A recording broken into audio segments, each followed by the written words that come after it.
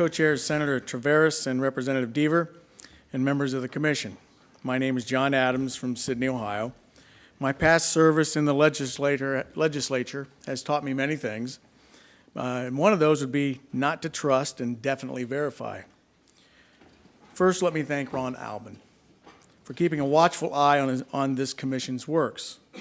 Many people care, but very few spend the time to research and prepare a response if needed. He played a significant role with others to mobilize the citizenry with the repeal of the estate tax back in 2010.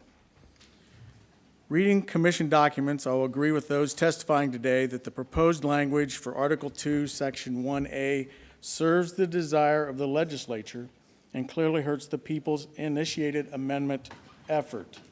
I'll mention just a few. Now, I do understand that the statements that were made earlier, but the optics appear, whether we like them or not, that when you compare current to what the initiated amendment process goes through and what the legislative process goes through, there's clearly a difference, and the optics appear that the legislature is getting an advantage, whether intended or not.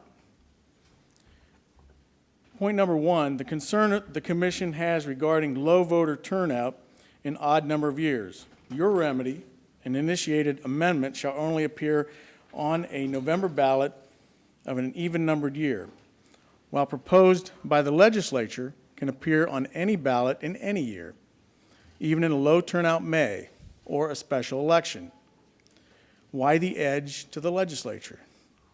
Efforts made since 2000, and there have been many, and the legislation that was passed then to implement Golden Week has not significantly increased voter participation percentages.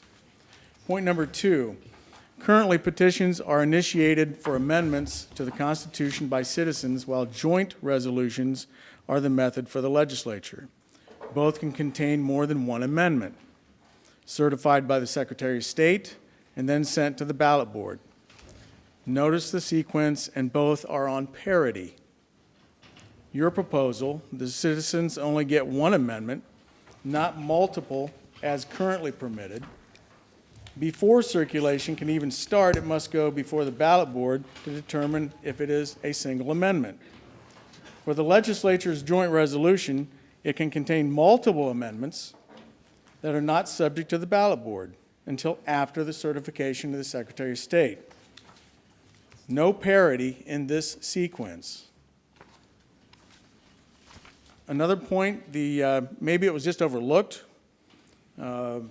People's effort in the initiation process, or the initiative process, would be to require the use of gender-neutral language, while the legislature would not be required to use gender-neutral language. There are many points to be made, and they've been made by previous speakers.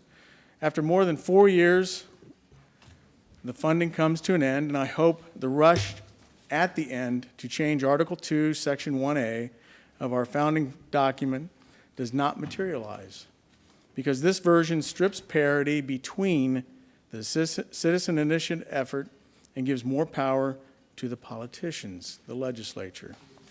Whether we agree with it or not, when you look at the three charts, 3 columns, the optics are clear, the advantages to the legislature. I spent 8 years in the House. I have seen the deception and the outright lies perpetrated on the voter. Yes, some good has come from these halls. Please don't dismiss the will of the citizens who just want to make this state a great place to live, because I believe it's still possible, and I'm still hopeful. Thank you. Thank you, Mr. Adams. Any questions or comments? Yes, Ms. Albright. Mr. Adams, I've been a member of that subcommittee since its inception. I am not in the legislature. I've never heard anyone appear before our committee and raise this concern about a different percentage for initiated statutes by citizens versus the legislature. It was never even the focus of our discussion. Our whole discussion was focused on streamlining the process so it's easier for citizens to come forward, getting rid of many cumbersome provisions, working directly with the League of Women Voters who did attend every single meeting to work out details in a very, very difficult process. So I just want to say on a personal level, I feel like I'm defending the legislature, number one, because I don't even, if there was one or two legislative members on our subcommittee, that would have been it. It was a very small number. So I appreciate very much that this is an important issue to a lot of people, and I'm glad it was brought to our attention. I feel that I personally was in favor of protecting the Constitution from the whims of the voters so that a 55%, and I have no problem with the same across the board. Actually, I personally even favored a 60%. You can't change the United States Constitution without 2/3. So this was the conversation we were having is, does the Constitution deserve more stability than a statute? So yes, you want to protect the rights of people to change the Constitution, but you also want to protect the rights of people to be able to rely on their Constitution and not have it just go back and forth and back and forth. That's why we suggested the 55%. I don't even recall a discussion about comparing that percentage to the percentage if the legislature proposed the constitutional amendment. That was never our focus. So, I appreciate very much that this is important, and I wish our subcommittee could continue, or that it would have been great if these comments had come in during the last 4 years and we could have addressed them at that time. I regret that we may not have a chance to go in and fix those things, but I really do want to assure you that there was no malicious intent here, and I think that's why Mr. Jacobson raised that point in the beginning.